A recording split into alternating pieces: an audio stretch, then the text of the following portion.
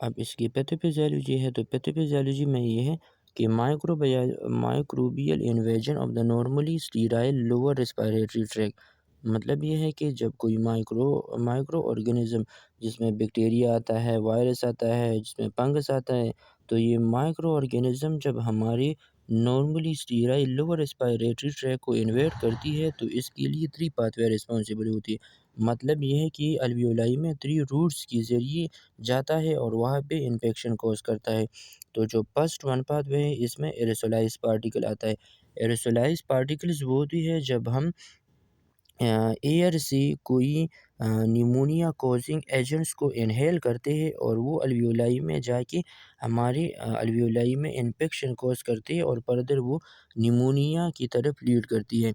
तो ये बेसिकली इस तरह होता है कि जब कोई निमोनिया सफरिंग पेशेंट होता है और वो मतलब स्नीज़िंग करता है या कफ़िंग करता है एक नॉर्मल इंडिविजुअल की करीब, तो जब वो नॉर्मल इंडिविजुअल इंस्पायर करता है, तो वो एयर से इंस्पायरेशंस के ज़रिए अपनी अल्वियोलाई में ये निमोनिया कॉज़िंग एजेंट्स को भी इन्हेल कर लेता है। तो ये एरोसोलाइज़ पार्टिकल इस तरह से अल्वियोलाई में जाके इन्फेक्शन कॉज़ करती है। और दूसरा होता है हेमेटोजेनस स्प्रेड। तो haematogenous spread from an extra pulmonary site of the infection. इसका मतलब ये है कि जब जो extra pulmonary sites of infections होती हैं, सपोज़ एक बैक्टीरिया है Escherichia coli gram negative bacteria है, तो ये एशेरिशिया कोलाई नॉर्मली पेशेंट्स में जो है यूरेथ्राइटिस कॉज़ करता है, नेफ्राइटिस कॉज़ करता है। तो ये इसका जो है एक्स्ट्रा पल्मोनरी साइड जो है वो किडनी होता है, वो किडनी में इन्फेक्शन कॉज़ करता है। तो जब ब्लड के ज़रिए ये एशेरिशिया कोलाई हमारे लंग में आ जाता है, तो इसको हम कहते हैं हेमेटोजेनस स्प्रेड। और दूसरा इसका जो अंडरस्टैंडिंग का मैकेनिज़्म है वो ये है कि जब कोई निमोनिया से सफ़रिंग वाला पेशेंट होता है और उससे हम एक नॉर्मल इंडिविजुअल को ब्लड ट्रांसफ्यूज़ करते हैं, तो वो भी जो है ना उसमें निमोनिया कॉज़िंग एजेंट्स होती है जो कि ब्लड के ज़रिए उस नॉर्मल इंडिविजुअल में चला जाता है और फिर उसके अल्वियोलाई में जाके इन्फेक्शन कॉज़ करता है। तो ये हेमेटोजेनियस स्प्रेड के ज़रिए होता है। और तीसरा जो इसका रूट्स है वो है एस्पायरेशन ऑफ ओरोफैरिंजियल कंटेंट्स। जो हमारे स्टमक के जो कंटेंट्स हैं वो एस्पायरेशन पार्टिकल्स वो लंग्स में आ जाते हैं ड्यू टू रिगरगिटेशन स्टमक की डिजीज़ की वजह से होता है। जैसे कि जेरड एक डिज़ीज़ है, गैस्ट्रोएसोफेजियल रिफ्लक्स एक डिज़ीज़ है स्टमक का, तो उसमें ज़्यादातर रिगरगिटेशन ऑफ द स्टमक कंटेंट्स होती हैं। तो वो स्टमक कंटेंट्स जब स्टमक से एसोफेगस से आके हमारे लंग्स में आते हैं और लंग्स में फिर अल्वियोलाई में चले जाते हैं, तो वो अल्वियोलाई में वहाँ पे इन्फेक्शन कॉज़ करती है, जो कि फर्दर इन्फ्लेमेशन उससे बन जाता है और फिर निमोनिया में कन्वर्ट हो जाता है। तो ये 3 रूट्स रिस्पॉन्सिबल होती है for the microbial invasion in the lower respiratory tract. अब जब ये माइक्रो ऑर्गेनिज़्म हमारी बॉडी में हमारी अल्वियोलाई में आते हैं, तो अल्वियोलाई इसके ख़िलाफ़ एक प्रोटेक्टिव रिस्पॉन्स शो करता है। हमारा बॉडी जो है इसके ख़िलाफ़ एक प्रोटेक्टिव रिस्पॉन्स शो करता है। वो इसके जो हमारी बॉडी के जो प्रोटेक्टिव रिस्पॉन्स है इसमें फर्स्ट नंबर आता है एनाटॉमिकल बैरियर। तो एनाटॉमिकल बैरियर में क्या आता है, एपिग्लोटिस आता है और लैरिंक्स आता है। ये आप लोगों ने पढ़ा होगा कि एपिग्लोटिस और लैरिंक्स किस तरह एक एनाटॉमिकल बैरियर का फंक्शन परफॉर्म करता है। मेनली इस तरह होता है कि जब कोई हम मतलब ये है कि जब हम कोई इंस्पायरेशन करते हैं, नॉर्मल रेस्पायरेशन करते हैं या हम जब फूड कंटेंट्स खाते हैं, तो ये एपिग्लोटिस और लैरिंक्स जो है ये क्लोज होती है और हमारे जो एयरवे है उसको प्रिवेंट करती है from the aspiration particle from the environmental agents that cause pneumonia. तो ये anatomical barrier act as a protective function perform करता है और हमारे एयरवेज़ को इस निमोनिया कॉजिंग एजेंट से प्रोटेक्ट करती है। एक होता है कफ रिफ्लेक्स।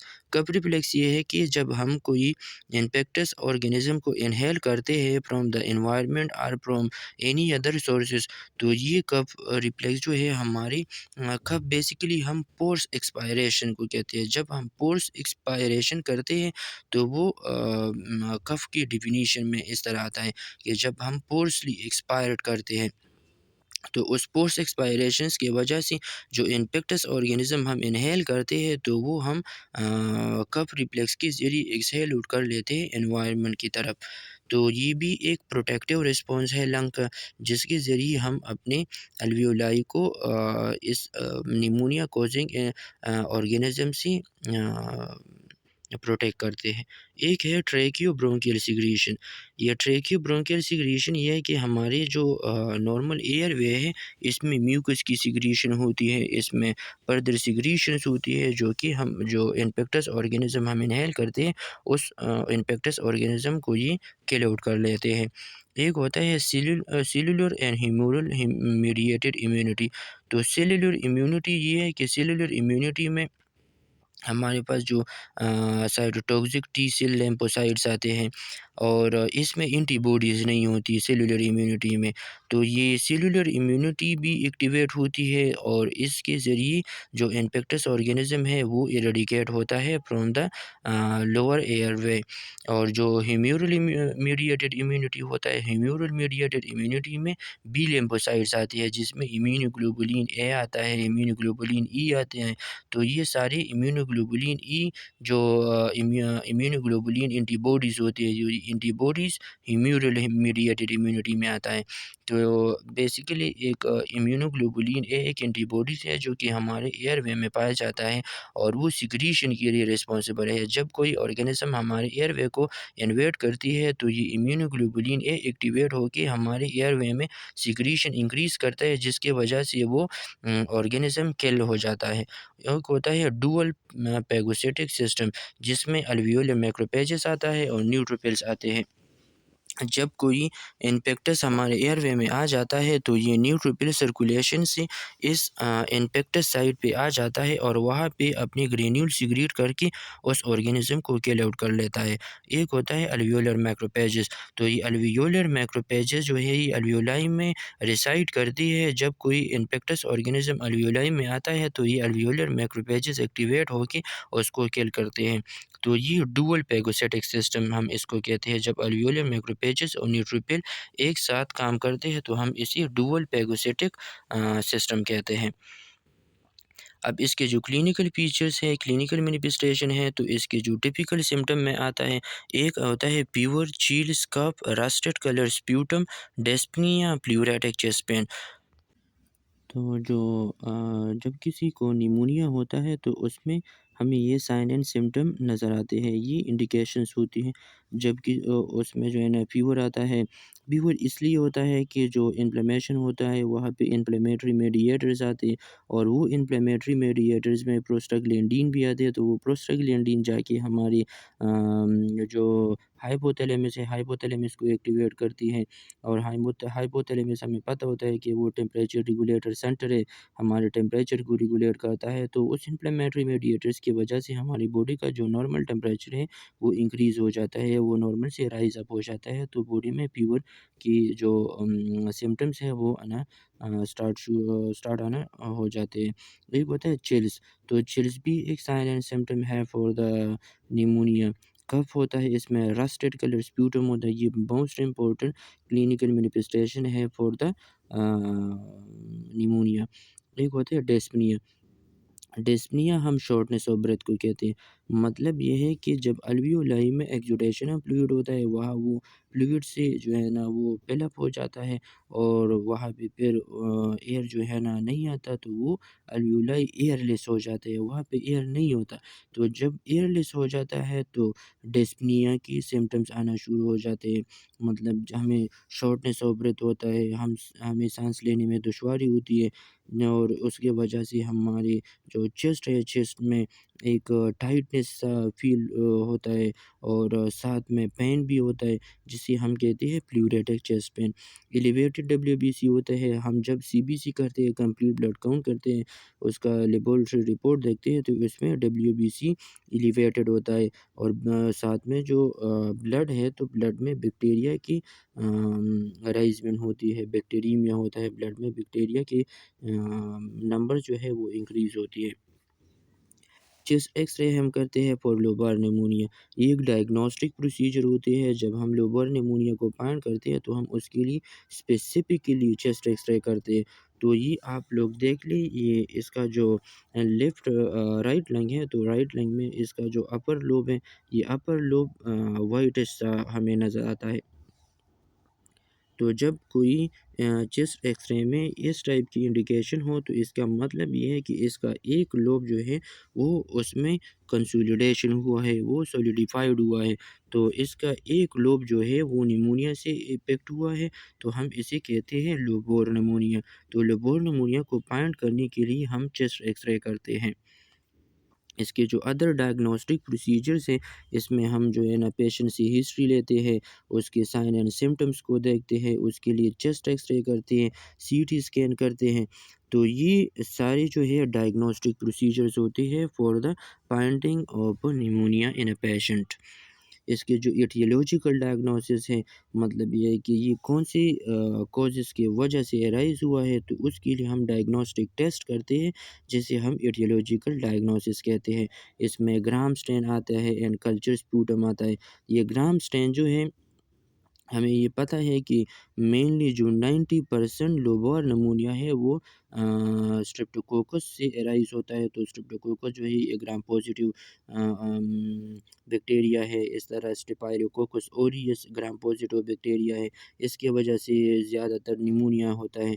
इस तरह जो ग्राम नेगेटिव बैक्टीरिया है, जिसमें हेमोफिलस इन्फ्लुएंजा आता है, जिसमें क्लेबिसिला आता है, प्रोटियस मिराबिलिस आता है, इसेरिशिया कोलाई आता है। तो इन सारों को मालूम करने के लिए हम ग्राम स्टैनिंग करते हैं। इस तरह हम कल्चर स्पूटम करते हैं। हमें पता है कि इसमें रस्टेड कलर स्पूटम होता है, तो वो रस्टेड कलर स्पूटम का हम कल्चरिंग करते हैं और उस कल्चर्स के ज़रिए हम फिर उसमें एक स्पेसिफिक ऑर्गेनिज़्म को फाइंड करते हैं कि ये कौन-सा ऑर्गेनिज़्म की वजह से ये निमोनिया कॉज़ हुआ है। हम ब्लड कल्चर करते हैं, ब्लड में जो है हमें पता है कि ज़्यादातर बैक्टीरियमिया होता है निमोनिया में, तो हम उस बैक्टीरियमिया को फाइंड करने के लिए ब्लड कल्चरिंग करते हैं। इस तरह पॉलीमरेज़ चेन रिएक्शन करते हैं, जिसे हम पीसीआर कहते हैं, सीरोलॉजी करते हैं, हम एंटीबॉडीज़ देखते हैं कि इसमें कौन-सी एंटीबॉडीज़ की प्रोडक्शन हुआ है, क्योंकि हमें पता है कि ये एक प्रोटेक्टिव रिस्पॉन्स होता है। आगे अभी हमने पढ़ लिया है कि ह्यूमरल मीडिएटेड इम्यूनिटी इसमें जो है ना मीडिएट होता है, इसमें वो इन्वॉल्व होता है। तो हम सीरोलॉजी देखते हैं। सीरोलॉजी एक डायग्नोस्टिक प्रोसीजर टेस्ट होता है लेबोरेटरी का, हम उसके ज़रिए एंटीबॉडीज़ प्रोडक्ट करते हैं। इस तरह ब्रोंकोएल्वियोलर लावेज एक टेस्ट होता है, हम ये करते हैं। ब्रोंकोस्कोपी मोस्ट इम्पोर्टेंट जो एटियोलॉजिकल डायग्नोस्टिक टेस्ट है, वो है ब्रोंकोस्कोपी। हम ब्रोंकोस्कोपी करते हैं। ब्रोंकोस्कोपी इस तरह होता है कि एक फ्लेक्सिबल ट्यूब होता है और उस फ्लेक्सिबल ट्यूब के एंड में एक कैमरा होता है। तो हम उसे ओरल पाथवे के ज़रिए इसे पेशेंट में जो है ना अम अ, इंजेक्ट करते हैं और फिर वहाँ पे हम इस कैमरे के ज़रिए मॉनिटरिंग करते हैं कि इसका कौन-सा लोब जो है इफ़ेक्ट हुआ है, कौन-सा एरिया ऑफ लंग जो है वो इफ़ेक्ट हुआ है। तो ब्रोंकोस्कोपी बेसिकली इस तरह एक प्रोसीजर होता है। इसके जो कॉम्प्लिकेशंस हैं निमोनिया की, तो कॉम्प्लिकेशन में जो पॉसिबल कॉम्प्लिकेशन है वो है एक्यूट रिस्पायरेटरी डिस्ट्रेस सिंड्रोम। जब हम अगर निमोनिया को ट्रीट नहीं कर पाते, तो इससे acute respiratory distress syndrome arise होता है। एक्यूट रिस्पायरेटरी डिस्ट्रेस सिंड्रोम में भी डिस्पनिया होता है, प्लूरेटिक चेस्ट पेन होता है, इसके बहुत सारे अदर साइन एंड सिम्पटम्स होते हैं। तो ये बहुत सीवियर कॉम्प्लिकेशन है फॉर द निमोनिया। एक होता है प्लूरल एफ्यूजन। जब अल्वेओलाई में फ्लूइड की अकमुलेशन एक्सेस अमाउंट में हो जाता है, तो वो प्लेउरा में फर्दर अकमुलेट हो जाता है और ये जब अल्वेओलाई फिल अप हो जाता है, तो अल्वेओलाई से वो फ्लूइड जो है प्लेउरा में चला जाता है, जिसे हम प्लूरल एफ्यूजन कहते हैं। और लंग एब्सेसिस होता है। लंग एब्सेसिस से जब लंग्स में कैविटीज़ बन जाती है और उस कैविटीज़ में पस की प्रोडक्शन हो जाती है, उसे हम कहते हैं लंग एब्सिस। तो lung abscess is the most severe complication of pneumonia. इस तरह रिस्पायरेटरी फेल्यूर होती है। रिस्पायरेटरी फेल्यूर इस वजह से होता है कि जो अल्वियोलाई है, अल्वियोलाई एक जो है ना हमारे पास इसकी वजह से ही इंस्पायरेशन एक्सपायरेशन होती है। जो oxygenation and deoxygenation of blood होता है वो इस अल्वियोलाई की वजह से होता है, क्योंकि ये exchangement of oxygen and carbon dioxide करता है विद द ब्लड। तो जब अल्वियोलाई फ्लूइड से भर जाता है और फ्लूइड से फिलअप हो जाता है तो वो एयरलेस हो जाता है, फिर वहाँ पे एयर की अकोमोलेशन नहीं होती। जो हम इंस्पायरेशन करते हैं तो इस इंस्पायरेशन एक्सपायरेशन में हमें डिफ़िकल्टी होती है। तो ये रेस्पिरेटरी फेल्यूर इस वजह से अराइज़ हो जाता है। इस तरह सेप्सिस जो है ना एक सीवियर कॉम्प्लिकेशन है फॉर द निमोनिया। इस तरह कम्युनिटी एक्वायर्ड निमोनिया जो है ये मोस्टली जो है ना विंटर सीज़न में कॉमन होता है because of the viral infection. इसके जो मोर्टालिटी रेशो है वो है 1% non hospitalised patient 30.7% hospitalised patient में होता है। इस तरह 19.6% बैक्टीरियमिक पेशेंट में होता है। इस तरह 36.5% सी इंक्रीज़ जो है वो इंटेंसिव केयर यूनिट्स में होता है। अच्छा, रिस्क फैक्टर्स जो है इसके जी लिए जो रिस्क फैक्टर रिस्पॉन्सिबल है वो है कोमॉर्बिडिटी। मतलब ये है कि एक पर्सन है उसको न्यूप्लास्टिक डिजीज़ है या न्यूरोलॉजिकल प्रॉब्लम है, तो ये एक मतलब ये है कि ये एक प्री डिस्पोजिंग डिजीज़ेस होते हैं फॉर द निमोनिया। इस पेशेंट्स में निमोनिया के चांसेस ज़्यादा होते हैं जिसमें न्यूप्लास्टिक डिजीज़ ऑलरेडी होता है या न्यूरोलॉजिकल डिजीज़ होता है। इस तरह एक पर्सन है वो अल्कोहलिक एडिक्ट है, वो अल्कोहलिज़्म करता है, मतलब ये है कि वो अल्कोहल को डेली बेसिस पे इस्तेमाल करता है। सीवियर अल्कोहलिक एडिक्टेड पेशेंट होते हैं तो उसमें निमोनिया के चांसेस बहुत ज़्यादा होता है। इस तरह एडवांस एज में होता है जो कि एल्डर पेशेंट में निमोनिया के चांसेस बहुत ज़्यादा होता है। इस तरह एस्थमा से सफरिंग जो पेशेंट होता है इसमें निमोनिया के चांसेस ज़्यादा होते हैं। इम्यूनो सप्रेसिव पेशेंट जो होते हैं, जब हमारी इम्यून सिस्टम कंप्रोमाइज़ हो जाता है तो इन्फेक्शन को मतलब जो इन्फेक्टस ऑर्गेनिज़्म है उसको चांस मिल जाता है फॉर कॉज़िंग इन्फेक्शन।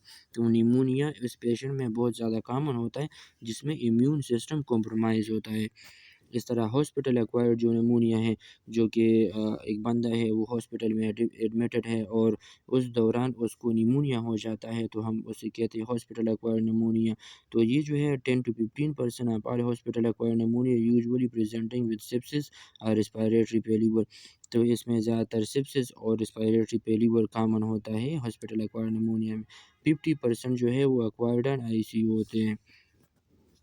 इस तरह प्रीडिस्पोजिंग फीचर जो है इसके लिए प्रीडिस्पोजिंग फीचर रिस्पॉन्सिबल जो होते हैं इसमें होते हैं एक reduce host defence against bacteria. जब हमारा इम्यून सिस्टम कॉम्प्रोमाइज़ होता है वो वीक होता है तो इन्फेक्टस ऑर्गेनिज्म को इन्फेक्शन के लिए चांसेस इंक्रीज़ हो जाते हैं, वो इन्फेक्शन को आसानी के साथ कॉज कर जाते हैं।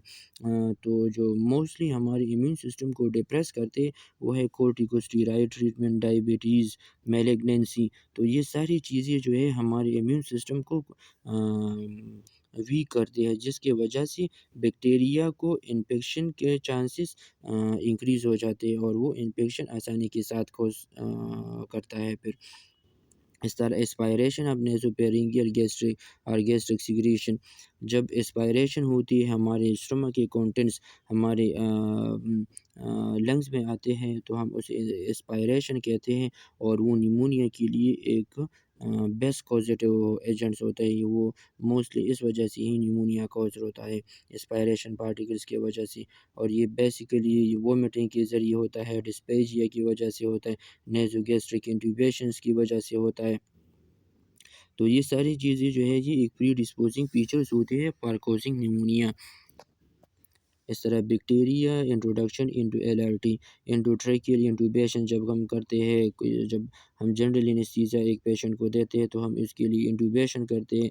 तो एंडोट्रैकियल इंट्यूबेशन जब हम करते हैं और वो अगर स्टेरिलाइज़ नहीं है तो जब हम उस बंदे में जो है ना इंट्यूबेट करते हैं इस ट्यूब को और वो ट्यूब स्टेरिलाइज़ नहीं है तो वो बैक्टीरिया भी जो है ना हम उसकी एयरवे में इस ट्यूब के ज़रिए ले जाते हैं और वो फिर वहाँ पे इन्फेक्शन कॉज़ करता है, जो कि फर्दर निमोनिया की तरफ लीड करते हैं। इस तरह इन्फेक्टेड वेंटिलेटर्स होते हैं जो कि स्टेरिलाइज़ नहीं होते, नेबुलाइज़र है, ब्रोंकोस्कोपी है, डेंटल और साइनस इन्फेक्शंस हैं। तो ये सारी चीज़ें अगर स्टेरिलाइज़ नहीं है तो ये एक प्रीडिस्पोज़िंग एजेंट्स के तौर पे काम करती है फॉर निमोनिया। इस तरह बैक्टीरियमिया है, बैक्टीरियमिया का मतलब ये है कि जब हम इंट्रावेनस कैनुलेशन करते हैं, जब वो कैनुला जो है वो स्टेरिलाइज़ नहीं होगा तो हम उसके ब्लड में वो ऑर्गेनिज़्म जो है ना वो उस अनस्टेरिलाइज़ कैनुला के ज़रिए उसके ब्लड में चला जाता है और फिर निमोनिया की चांसेस इसके वजह से इंक्रीज़ हो जाते हैं। तो ये एक डॉक्टर की रिस्पॉन्सिबिलिटी होती है, एक नर्स की रिस्पॉन्सिबिलिटी होती है कि उसने ये सारी चीज़ों का बहुत ज़्यादा ख़्याल रखना होता है, क्योंकि जब हम पेशेंट को इंट्यूबेट करते हैं या पेशेंट्स को कैनुला लगाते हैं तो ये मेक श्योर होनी चाहिए कि वो चीज़ स्टेरिलाइज़ हो, क्योंकि इसकी वजह से बहुत ज़्यादा सीवियर कॉम्प्लिकेशन अराइज़ होती हैं। ये तो अकेली निमोनिया है, इसकी वजह से बहुत सारी कॉम्प्लिकेशन अराइज़ होती है। ये जब हम जो है ना रीडिंग करते हैं, अगर हमें इतना ज़्यादा नॉलेज नहीं होता स्टेरिलाइज़ेशन के हवाले से और हम एक पेशेंट को कैनुला इंजेक्ट करते हैं और वो स्टेरिलाइज़ नहीं होता, या हम किसी पेशेंट को इंट्यूबेट करते हैं और वो स्टेरिलाइज़ नहीं होता, तो इसकी वजह से बहुत ज़्यादा सीवियर कॉम्प्लिकेशन अराइज़ होते हैं। इस तरह जो पॉज़िटिव ऑर्गेनिज़्म है जिसकी वजह से निमोनिया कॉज़ होता है, उसमें ग्राम नेगेटिव बैक्टीरिया आता है, ग्राम पॉज़िटिव बैक्टीरिया आता है। तो ग्राम नेगेटिव में एशेरिशिया कोलाई, क्लेबिसिलिया स्पीशीज़ आती है, सुडोमोनास एरिजिनोसा, ये मोस्ट पोटेंट ऑर्गेनिज्म है फॉर द निमोनिया, ये सुडोमोनास एरिजिनोसा। और ये बहुत सारी एंटीबायोटिक्स के ख़िलाफ़ जो है एक रिस्पॉन्स शो करता है, मतलब ये है कि ये बहुत ज़्यादा रेजिस्ट है टूवर्ड द एंटीबायोटिक। इस तरह ग्राम पॉजिटिव बैक्टीरिया में स्ट्रेप्टोकोकस निमोनिया आता है, स्टेफाइलोकोकस ऑरियस आता है। इसके ट्रीटमेंट जो है, तो ट्रीटमेंट के लिए हम ये करते हैं कि सबसे पहले जो ऑर्गेनिज़्म ये निमोनिया कॉज़ करता है उस ऑर्गेनिज़्म को हम इरेडिकेट करते हैं। एक एप्रोप्रिएट एंटीबायोटिक को हम सेलेक्ट करते हैं जो कि इस ऑर्गेनिज़्म को इरेडिकेट कर ले। इस तरह हम मिनिमाइज़ एसोसिएटेड मॉर्बिडिटी करते हैं। अच्छा, एडेक्वेसी ऑफ रिस्पायरेटरी फंक्शन, हमें पता है कि इसमें डिस्पनिया होता है, शॉर्टनेस ऑफ ब्रेथ होता है, तो हमें रिस्पायरेटरी फंक्शन को भी मेक श्योर करना है कि ये रिस्पायरेशन में भी हमारे पास जो है ना वो कोई डिफ़िकल्टी ना हो, उसकी रिस्पायरेशन भी नॉर्मल हो, सैचुरेशन इसकी नॉर्मल हो। तो हम जो है ना पल्स ऑक्सीमीटर इसको लगाते हैं और पल्स ऑक्सीमीटर के ज़रिए हम इसके सैचुरेशन को देते हैं और इसके ज़रिए और फिर उससे मालूम हमें होता है कि इस बंदे को हमने वेंटिलेट करना है, इसको हमने कितना परसेंट ऑक्सीजन देना है। तो ये एडेक्वेसी ऑफ रिस्पायरेशन फंक्शन ये बहुत ज़्यादा ज़रूरी है। इस तरह ह्यूमिडिफाइड ऑक्सीजन फॉर हाइपोक्सीमिया, क्योंकि ब्लड में ऑक्सीजन की जो कंसंट्रेशन है वो डिक्रीज़ होती है, तो हम ह्यूमिडिफाइड ऑक्सीजन उसको डिलीवर करते हैं नेबुलाइज़र के ज़रिए। इस तरह ब्रोंकोडायलेटर्स देते हैं, ब्रोंकोडायलेटर में ड्रग्स आते हैं जैसे अल्बेंटारोल हुआ, सल्मेटारोल, तो ये सारे ब्रोंकोडायलेटर ड्रग्स हैं, तो हम इसे जो है ना पेशेंट को प्रिस्क्राइब करते हैं कि आपने ये लेना है। इस तरह चेस्ट फिज़ियोथेरेपी हम करते हैं, पोस्टल ड्रेनेज करते हैं। सही है जी। ये मुख्तलिफ़ पोजीशंस होती है निमोनिया के हवाले से, जिसे हम चेस्ट फिज़ियोथेरेपी कहते हैं। इस तरह एडेक्वेट हाइड्रेशन हमने करनी है, उसके लिए हमने प्रॉपर फ्लूइड मेंटेनेंस करनी है। अगर एक बंदा है उसमें फ्लूइड्स की कंसंट्रेशन डिक्रीज़ है तो हमने उसे प्रॉपर जो है ना हाइड्रेशन देनी है। इस तरह चेस्ट पेन के लिए हमें एनाल्जेसिक देना है। एनाल्जेसिक में जो है ना एनसेड भी आती है, हम एनसेड भी देख सकते हैं। अगर सीवियर पेन है तो हम फर्दर जो है ना ओपाइड्स की तरफ चले जाते हैं, हम फिर उसी ओपाइड्स प्रिस्क्राइब करते हैं जिसमें मोरफिन आता है, ये सारे अल्पेंटानिल, सल्पेंटानिल, ये सारे कुछ आते हैं। Thank you so much.